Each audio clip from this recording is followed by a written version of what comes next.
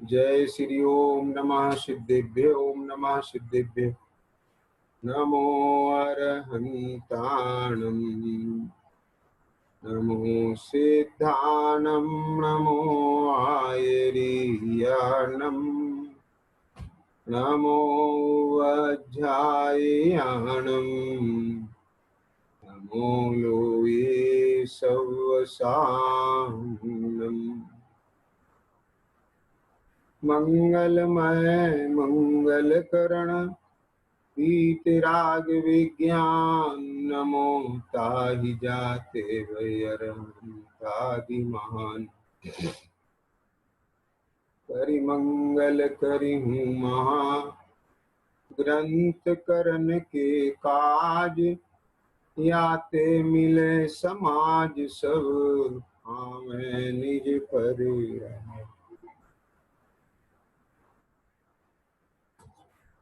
यह श्री मोक्ष मार्ग प्रकाशक जी शास्त्र विराजमान है।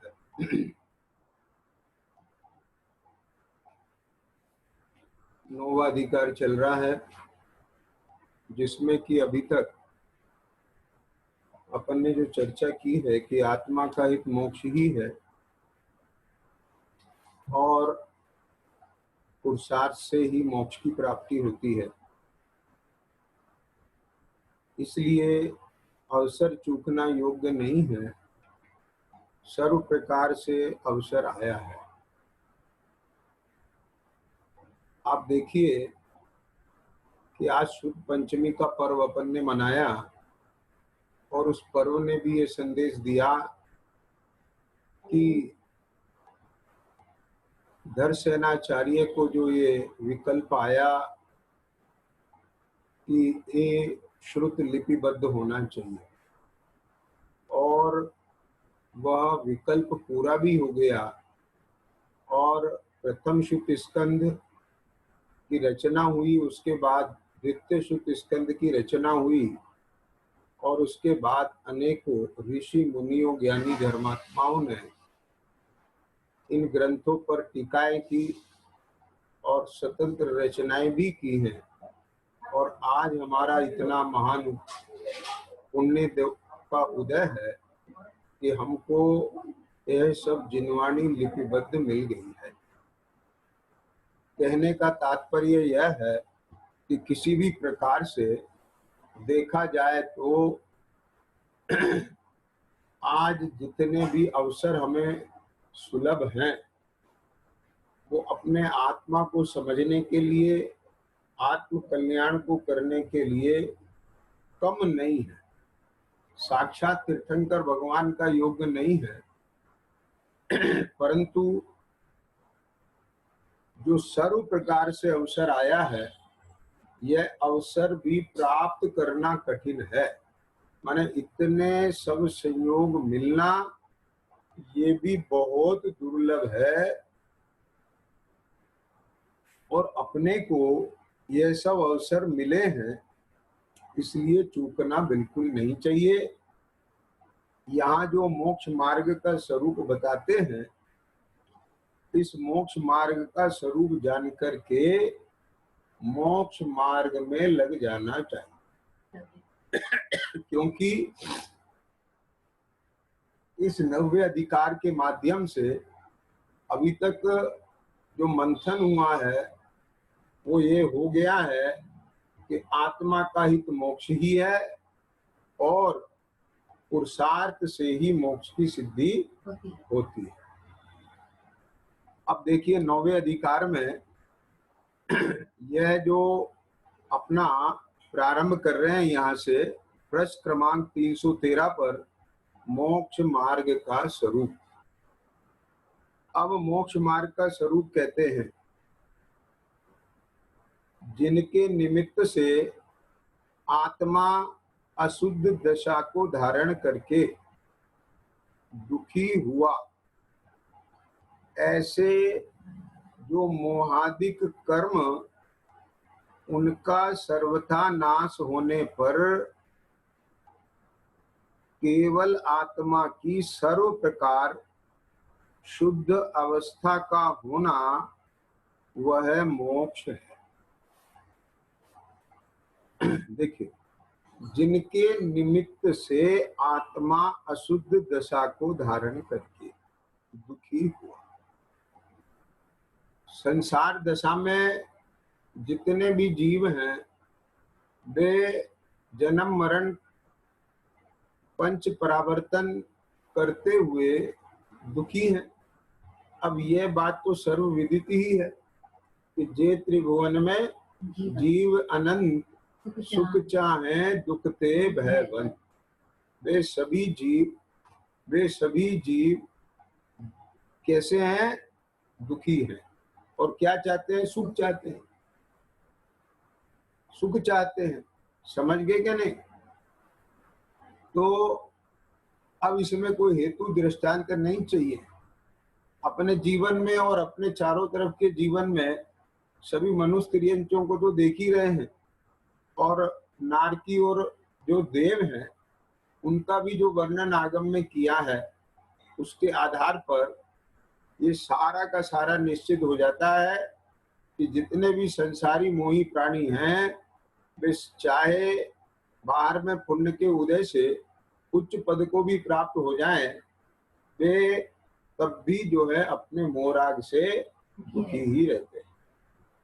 दुख का जो मूल कारण है, वो दुख का मूल कारण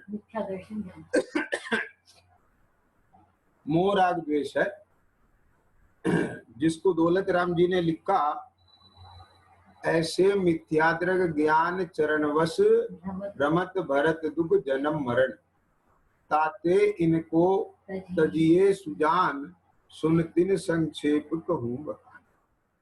तो जिनके निमित्त से आत्मा अशुद्ध दशा को धारण करके, जिनके माने किनके, कि ऐसे जो मोहादिक कर्म, ऐसे जो मिथ्या दर्शन, मिथ्या ज्ञान, मिथ्याचारित मोहादिक कर्म, उनके निमित्त से आत्मा अशुद्ध दशा को धारण करके, यानी एक आत्मा और उस आत्मा की एक शुद्ध दशा और एक अशुद्ध दशा, तो अशुद्ध दशा को धारण करके दुखी हुआ। तो अशुद्ध दशा दुख रूप है और शुद्ध दशा सुख रूप है। ये बात निकल गई ना। और इसमें एक चीज और निकल गई कि अशुद्ध दशा पूर्ण दुख रूप है, शुद्ध दशा पूर्ण सुख रूप है, और अशुद्ध दशा से जितना जितना शुद्धि अंश प्रकट होकर के वृद्धिंगत होता है, बढ़ता जाता है, शुद्ध अंश बढ़ता जाता है, अशुद्धता का अंश घटता जाता है, उतना उतना दुख का अभाव और सुख प्रकट होता चला जाता है। तो अब यहाँ पर देखें तो क्या चीज निकल के आती है। देखिए, आत्मा एक जीव हो गया, बराबर, तो जो जीव नहीं है वे अजीव हो गए। तो अब दुखी हुआ, तो जो दुख के कारण है ऐसे मोहादि कर्म, ये आश्रय बंध में डाल दीजिए, अशुद्ध दशा। अब यहाँ पर अशुद्ध दशा से शुद्धि अंश प्रकट हुआ, सम्मर प्रकट हुआ। अब उस शुद्धि अंश की वृद्धि हुई तो शुद्ध सम्मर पूर्वक निर्जरा चालू हो गई। समझ गए ना। तो जब उनका सर्वथा नाश हो गया तो केवल आत्मा की सर्व प्रकार शुद्ध अवस्था का होना वह मोक्ष है। तो सम्मर पूर्वक निर्जरा और मोक्ष की प्राप्ति,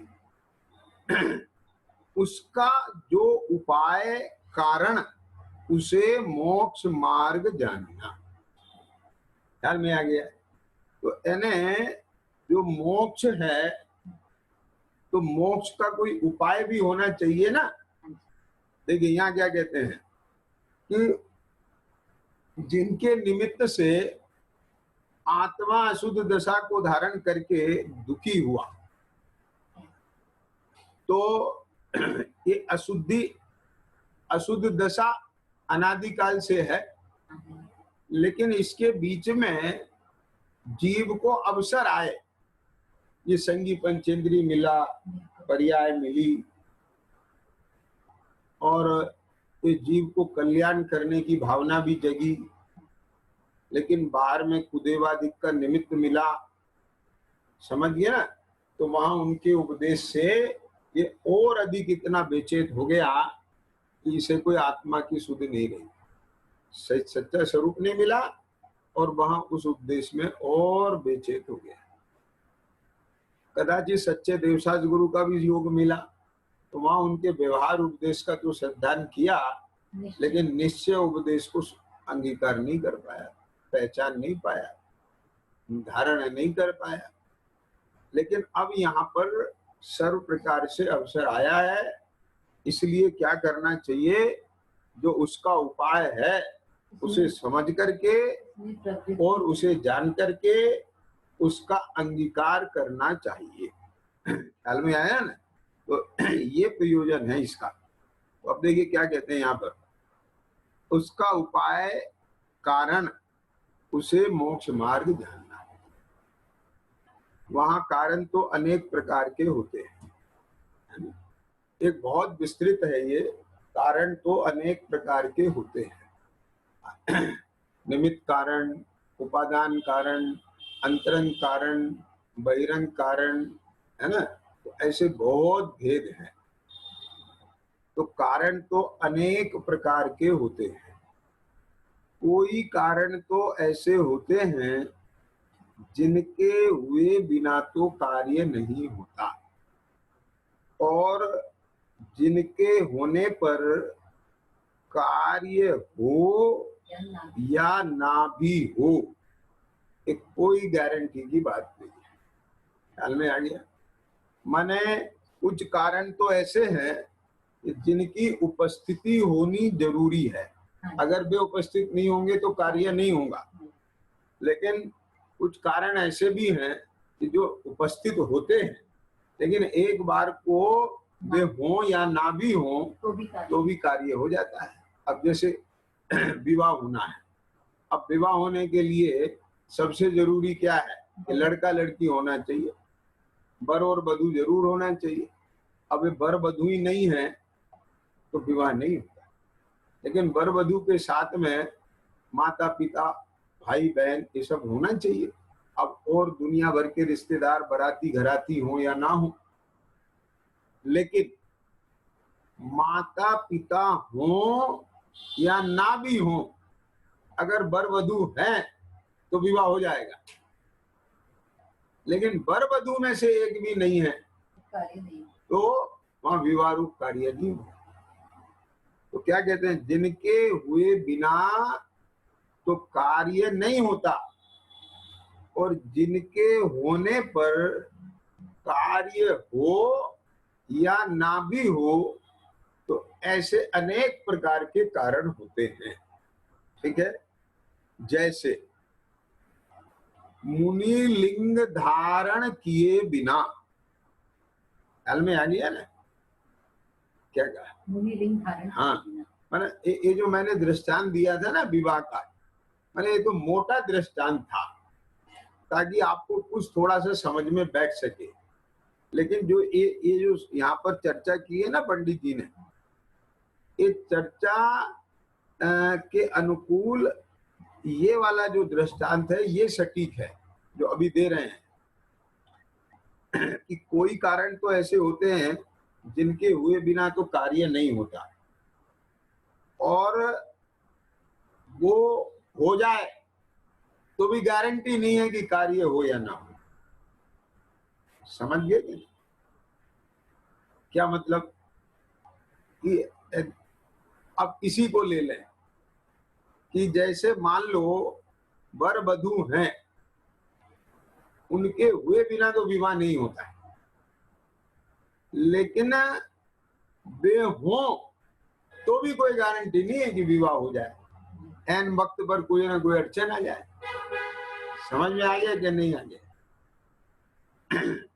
जैसे मुनिलिंग धारण किए बिना तो मोक्ष नहीं होता,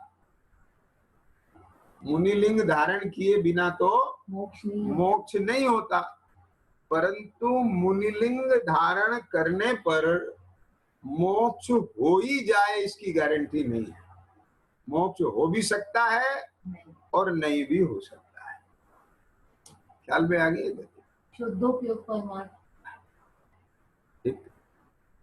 क्या कहते हैं कि मुनिलिंग धारण किए बिना तो, द्रव्यलिंग के बिना तो मोक्ष होता नहीं है, लेकिन द्रव्यलिंग हो तो मोक्ष हो भी सकता है और नहीं भी हो सकता है।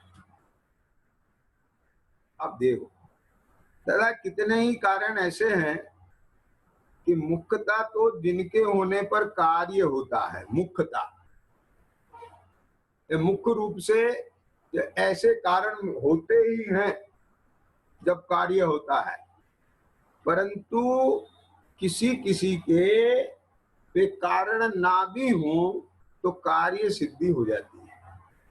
जैसे अनसनादि बाह्य तप का साधन करने पर मुख्यतः मोक्ष प्राप्त करते हैं। मुख्य रूप से जो मोक्ष में जाते हैं ऐसे तीर्थंकर आदि हैं, तो उन्होंने भी उपवास किए हैं, समझ गए कि नहीं। अब आदिनाथ स्वामी ने 6 महीने का उपवास किया और फिर 6 महीने कई कुछ दिन जो है उन्हें आर्दान की विधि नहीं मिली। अब वो एक अलग बात है, लेकिन 6 महीने का तो उपवास किया, पर एक कोई नियम नहीं बन गया कि सभी को 6 महीने का उपवास करना पड़ेगा, है ना। एक किसी ने 2 दिन का किया, अनेकों ने 2 दिन का किया, तो ऐसा कुछ नहीं है। और भरत चक्रवर्ती ने तो कोई उपवास ही नहीं किया, उन्हें मौका ही नहीं मिला समझ, ठीक है। उनने तो इधर मुनि दीक्षा धारण की और बस थोड़े ही समय में उनको केवल ज्ञान की प्राप्ति हो गई। उपवास वगैरह करने का उनको अवसर ही नहीं मिला, दिन ही नहीं मिले। तो बोले ऐसा नहीं है कि केवल ज्ञान रुका रहेगा, कि पहले आपको उपवास करना है और जब तक आप अनशनादि उपवास नहीं करोगे तब तक आपको जो है केवल ज्ञान की प्राप्ति नहीं होगी। तो क्या कहते हैं यहाँ पर कि अनशनादि बाह्य तप का साधन करने पर मुख्यतः मोक्ष प्राप्त करते हैं, परंतु भरतादि के बाह्य तप किए बिना ही मोक्ष की प्राप्ति हुई। तथा कितने ही कारण ऐसे हैं कि जिनके होने पर कार्य सिद्धि होती ही होती है और जिनके ना होने पर सर्वथा कार्य सिद्धि नहीं होती। ख्याल में आ गया ना। जैसे सम्यक दर्शन ज्ञान चारित्र की एकता होने पर तो मोक्ष होता ही होता है और उनके ना होने पर सर्वथा मोक्ष नहीं होता।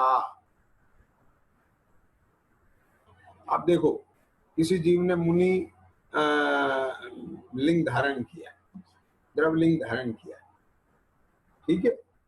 अब सम्यक दर्शन ज्ञान चारित्र नहीं है, बिना सम्यक दर्शन ज्ञान चारित्र के भी मुनि दशा अंगीकार की जा सकती, अनशनादि उपवास भी किए जा सकते।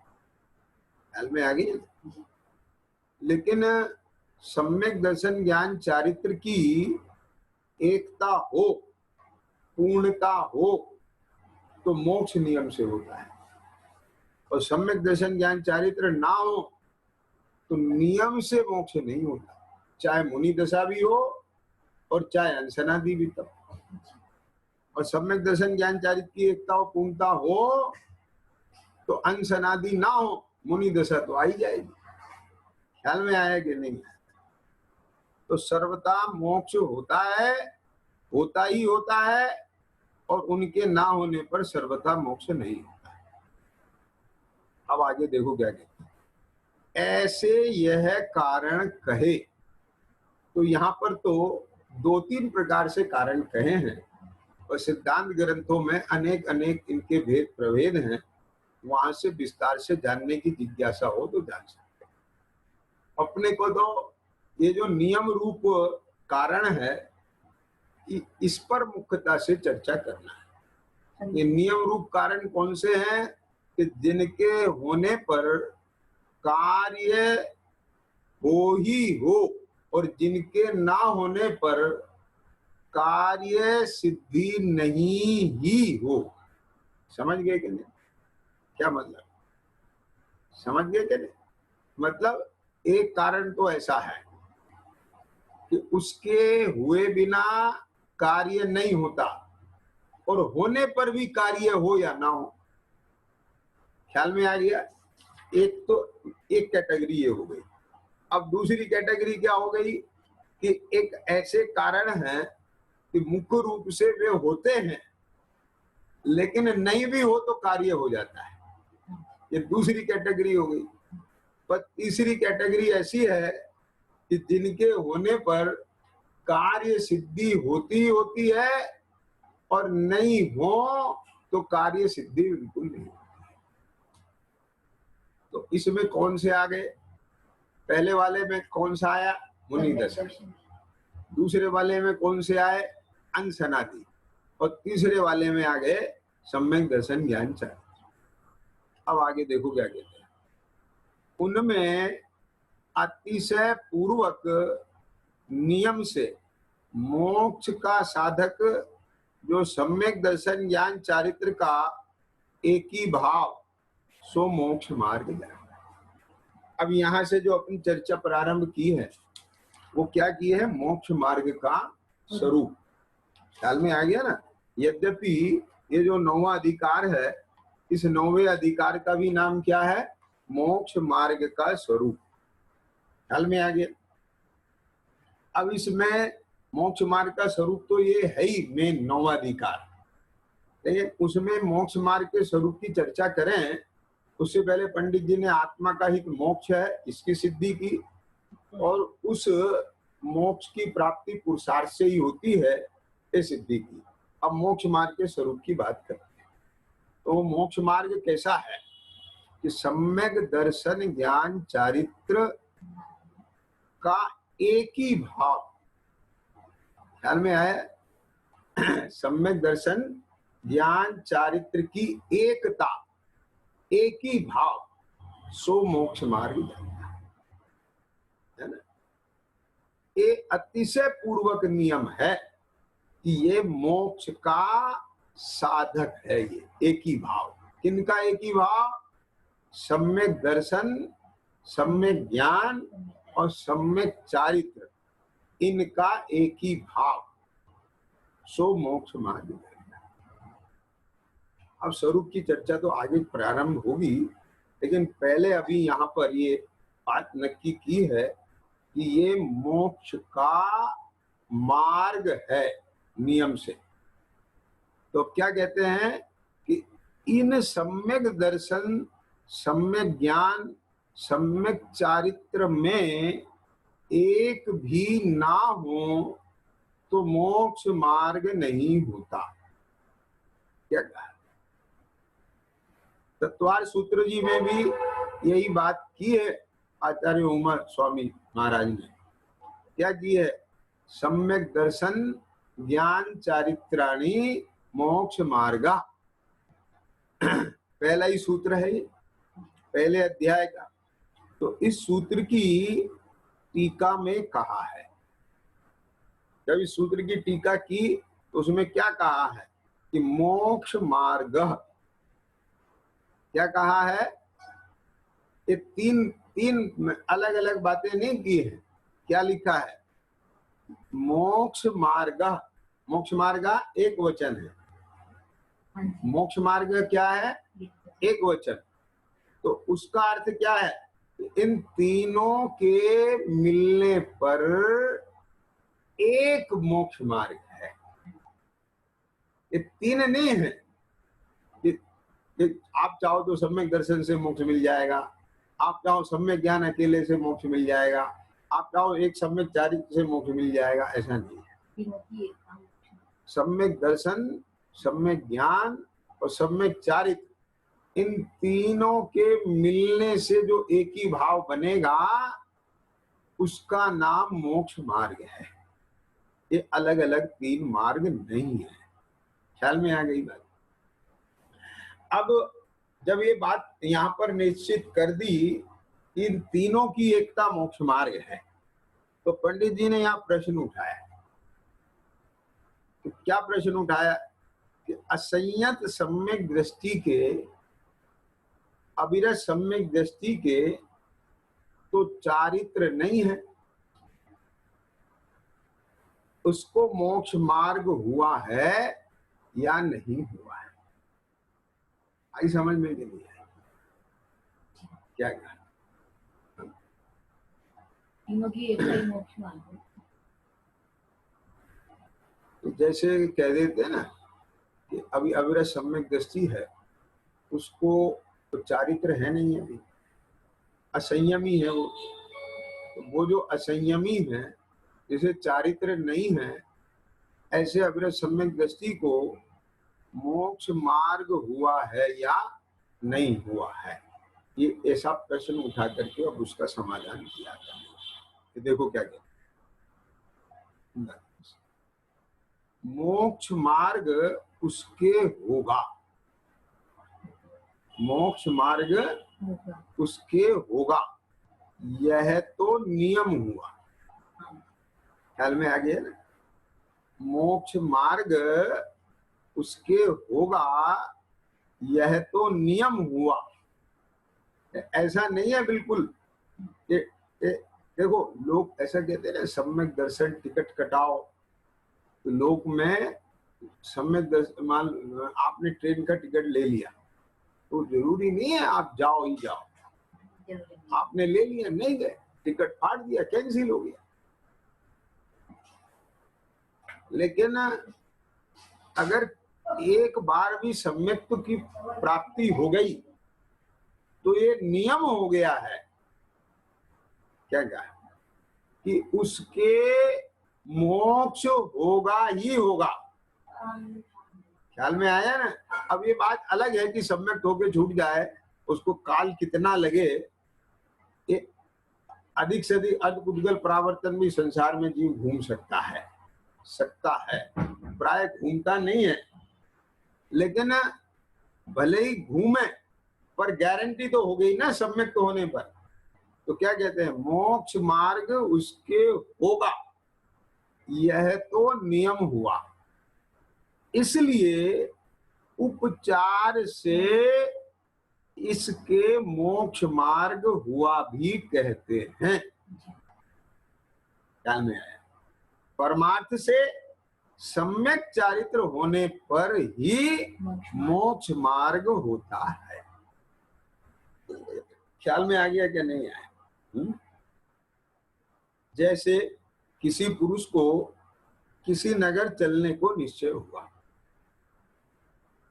आपने दृढ़ निश्चय कर लिया, आपने सामान वामान पैक कर लिया अपना और उठा के चलने के लिए तैयार हैं, है ना? निश्चय कर लिया आपने, समझ लीजिए कि बस आप पूरी प्लानिंग हो गई, बस अब चलना है। लेकिन अभी चला नहीं है। क्या देखो क्या उदाहरण दिया है। जैसे किसी पुरुष को किसी नगर चलने का निश्चय हुआ, इसलिए उसको व्यवहार से ऐसा भी कहते हैं कि यह उस नगर को चला है। अब आपके पास कोई फोन आ जाए, तो बोले भैया क्या कर रहे हो? बोले साहब मैं दिल्ली जा रहा हूँ।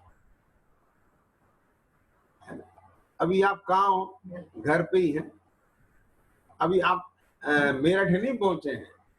ख्याल में आया? आपने यहाँ से मुजफ्फरनगर से भी बाहर नहीं निकले हैं आप, तो आप क्या कहते हैं कि दिल्ली जा रहा हूं।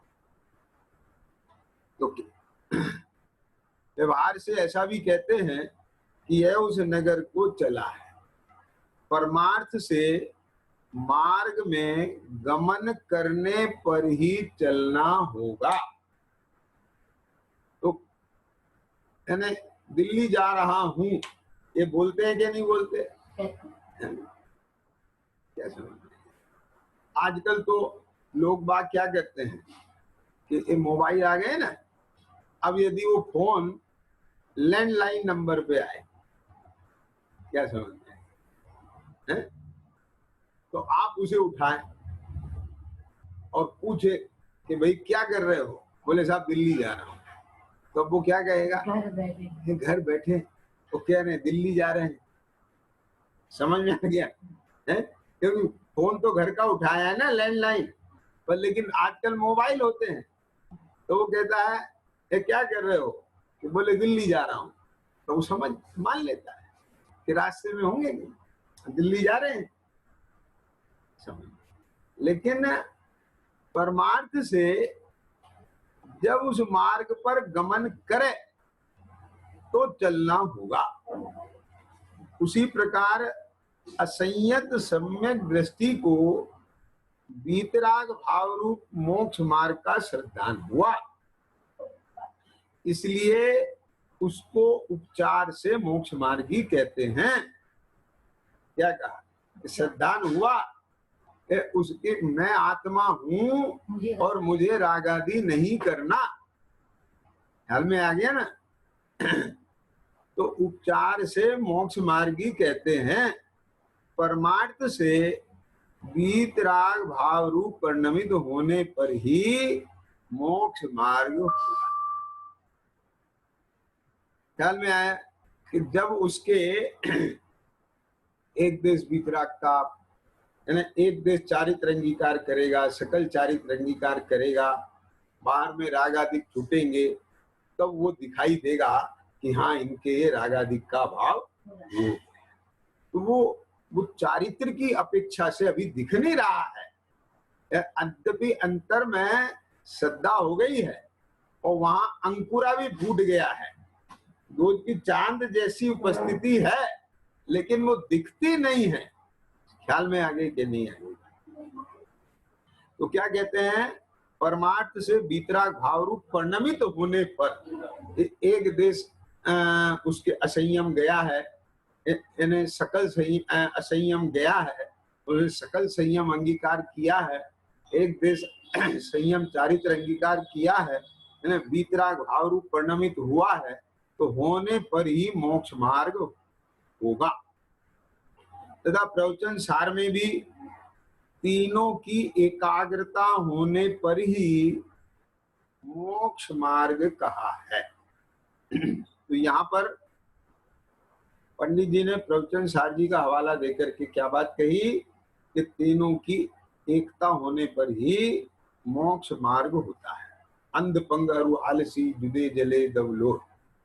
तो अब वो एक साथ मिल जाएंगे तब वो आग से बाहर निकल जाते हैं। इसलिए यह जानना, अभी बहुत इंपॉर्टेंट पंक्तियां हैं, समझ लेना भैया। इसलिए यह जानना कि तत्व श्रद्धान ज्ञान बिना तो, अब मैं इस पर थोड़ा सा मंथन करूंगा जो चर्चा मैं पढ़ रहा हूं, ध्यान से सुनना। क्या कह रहे हैं, इस प्रकार यह जानना कि तत्व श्रद्धान ज्ञान बिना तो रागादि घटाने से मोक्ष मार्ग नहीं है। आपने रागादि घटाए, बाहर से आपने घर परिवार सब परिग्रह का त्याग कर दिया, अभ्यंतर परिग्रह रूप तो अभी मिथ्यात्व ही पड़ा हुआ है, समझ आया ना? तो लेकिन बाहर से रागादि भी घटाए और तत्व श्रद्धान ज्ञान आपके पास नहीं है तो मोक्ष मार्ग नहीं है। और रागादि घटाए बिना क्या कि आपने बाह्य परिग्रह का त्याग नहीं किया, एक देश भी नहीं त्याग किया, समझ गए कि नहीं है? तो रागादि आपके नहीं छूटे हैं, अभी आसक्ति आपके गई नहीं है बिल्कुल भी, किंचित भी।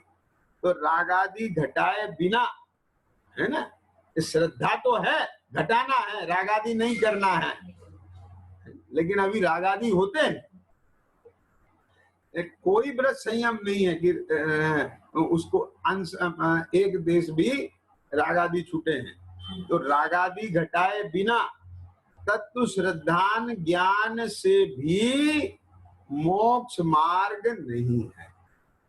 क्या कहा, यानी तत्व श्रद्धान ज्ञान के बिना अकेले रागादि घटने से भी मोक्ष मार्ग नहीं है, और रागादि घटाए बिना अकेले तत्व श्रद्धान ज्ञान से भी मोक्ष मार्ग नहीं है। तीनों मिलने पर साक्षात मोक्ष मार्ग होता है। उपचार से कहा, ख्याल में आ गया ना? हाँ, यानी तत्व श्रद्धान ज्ञान भी हो सच्चा, है ना, उसको माने ऐसा भाषित हुआ है, अनुभव हुआ है, प्रतीति हुई है, तो ऐसा सम्यक दर्शन ज्ञान भी हो और उसके साथ चारित्र भी हो, रागादि घटाए, तो तीनों मिलने पर साक्षात मोक्ष मार्ग होता है। ख्याल में आ गया? यानी तब तक उपचार से उसे मोक्ष मार्गी कहा है, क्योंकि उसको श्रद्धान हो गया है ना, उन्हें निश्चय कर लिया है कि मुझे चलना है। ख्याल में आया ना? तो इसलिए उसे उपचार से मोक्ष मार्ग हुआ भी कहने में आता है। ये आगम में ये उसको भी तीनों श्रीमग चारी, ख्याल में आया? तो तीनों मोक्ष मार्ग, हाँ बराबर, ठीक है। तो तीनों मिलने पर साक्षात मोक्ष मार्ग होता है। अब इसमें एक चीज ध्यान देना भैया कि जैसे कि भाई ये राग आदि घटाने का जीव को ऐसा रहता है कि एक तरफ भजन पूरा का पूरा रहता है, तत्व श्रद्धा ज्ञान में कोई उसके वो नहीं रहता। क्या मतलब? लक्ष्य नहीं रहता है उसे। कषाय की मंदता होने पर धर्म कार्यों में प्रवृत्ता है, वैराग्य आदि भावना भाता है, और बाहर में उसके चारित्र मुंह की मंदता होती है, वो उधर से रागादि घटाता है। तो तत्व श्रद्धा ज्ञान के बिना अकेले रागादि घटाने से मोक्ष मार्ग, बात को समझ नहीं। और धर्म कार्यों में विशेष नहीं प्रवृत्ते, विशुद्धता नहीं हो, और 12 भावना के चिंतन रूप, है ना, इसके माध्यम से और राग आदि नहीं घटाए, और वो ये समझे कि बस हमारा तो ये तत्व विचार और तत्व श्रवण में ही उपयोग लगने से, और बस हमारे को ये तत्व श्रद्धान हो गया है, तत्व ज्ञान हो गया है, और ये जो हमारे स्वरूप में लीनता हो गई है, तो हम मोक्ष मार्गी हो गए। ऐसा भी भ्रम नहीं रहना चाहिए, क्योंकि सम्यक दर्शन होने पर श्रद्धान ये हुआ, ये बहुत मार्मिक बात है कि क्या कि मैं आत्मा हूँ, ये भाषित हो गया, और मुझे रागादि नहीं, क्योंकि रागादि की दो रूप है। ख्याल में आ गया? तो अब वो रागादि नहीं करना, और रागादि होते हैं चारित्रमों के उदय से, तो इसलिए वो क्या पुरुषार्थ करता है? अब मैं आत्मा हूँ, ये तो नक्की हो गया, अब उसमें और क्या पुरुषार्थ करना रह गया? समझ गए? हाँ, ये अभी क्या हुआ था, है ना, ये जो अभी चर्चा अपन ने ली थी ना, तो उसे सुनने के बाद एक जीव ने ऐसा कहा कि उसके बाद चारित्रों की मनता के लिए वो क्या करता है, बार बार जो है फिर अपने उपयोग को, है ना, तत्व अभ्यास में लगाता है, तत्व निर्णय में लगाता है। अरे निर्णय में नहीं लगाता है, निर्णय को उपयोग में लेता है, तो तत्व निर्णय तो हो गया, अब बार बार क्या निर्णय करना उसका? हाँ, विशेष जानता है ना, तो उससे और निर्मलता होती है। ये 8वें अधिकार में भी पंडित जी ने लिया है कि जिसको तत्व ज्ञान हुआ हो, यानी तत्व ज्ञान का मुख्य जो कारण है वो द्रव्यानुयोग को बताया है। ठीक है, अब वो तत्व ज्ञान सहित द्रव्यानुयोग का अभ्यास करता है तो उसका तत्व ज्ञान और निर्मल होता है। ख्याल में आया ना? लेकिन नया तत्व निर्णय नहीं होगा। नया तत्व निर्णय हो रहा है तो इसका मतलब पुराना निर्णय गलत था। निर्णय तो है वही, और निर्मलता बढ़ती, उसमें दृढ़ता बढ़ती। समझ में आया ना? तो वो काहे में उपयोग लगाएगा? अब तो वो उस चिंतन में लगाएगा, वो निर्णय के बल पर ऐसा विचार करेगा जिससे उसकी आसक्ति ढीली पड़े। जब ये चीज ज्ञान में आ गई कि ये अमुक वस्तु मेरी नहीं है, और फिर भी उसका राग नहीं जा रहा है, ये तो बिल्कुल पक्की हो गई, इसमें तो कोई शंका ही नहीं है, ये मेरी नहीं है, राग नहीं छूट रहा है उसका। तो अब क्या करना, अब तो ऐसा विचार करना, वहां से उस दृष्टि से देखना, वो चिंतन करना जिससे उसका राग ढीला पड़े, उसकी पकड़ छूटे और वो जिसकी है उसे दे दे, उसका त्याग कर दे। ख्याल में, नहीं तो फिर उसकी आकुलता बनी रहेगी। ये रागादि के कारण आकुलता है ना, सुनना ध्यान से जरा, मार्मिक बात है। आकुलता के कारण कौन है? ये रागादि। अब रागादि किससे? ये देह से, सबसे नजदीक है। अब देह से राग क्यों है? क्योंकि ये मैं हूं। तो जब पर में मैं पने की बुद्धि होगी तो पर से राग होगा ही होगा। यहां पर से राग का निषेध है, अपने से राग का निषेध नहीं है। क्या कहा? अब वो राग नहीं है, हाँ वो धर्म है। क्या कहा? यानी बात को समझिए कि आकुलता दुख है, और आकुलता कहाँ होगी? ये जहां ये पर द्रव को अपने अनुसार प्रणमाना जाएगा और वो अपने अनुसार प्रणमेगा नहीं, क्योंकि वो पर है। वो अपना होगा नहीं, क्योंकि वो पर है। वो संयोग है, उसका वियोग नियम से होगा। और इसकी वहां एकत्व बुद्धि है, इसकी वहां स्वामित्व बुद्धि है, इसके वहां कर्ता बुद्धि है, इसके वहां भोक्ता बुद्धि है। समझ में आया ना?